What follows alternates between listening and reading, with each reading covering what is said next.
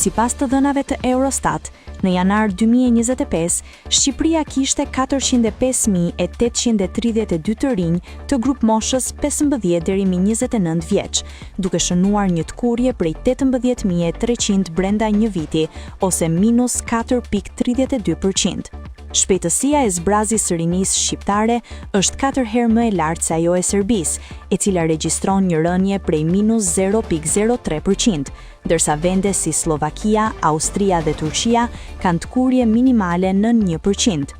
Në krahasim, Spanja ka rritje plus 2.76%, Bullgaria plus 1.98% dhe Rumania plus 1.97% të grup moshës 15 deri në 29 vjeç. Gjermania dhe Italia, destinacionet kryesore të emigracionit shqiptar, shënojnë rritje përkatësisht plus 0.50% dhe plus 0.72% në popullsinë e re, duke përfituar nga humbja e rinisë shqiptare. Ndërkohë, vende si Zvicra, Islanda dhe Shtetet e Bashkimit Evropian po stabilizojnë ose rrisin numrin e të rinjve të tyre, ndërsa Shqipëria po përjeton një tkurrje të thellë demografike. Rënja e 18.333 të rinjve brenda një viti tregon se Shqipëria humbet pothuajse një qytet të tërë të përbërë nga student dhe profesionist të rinj çdo vit.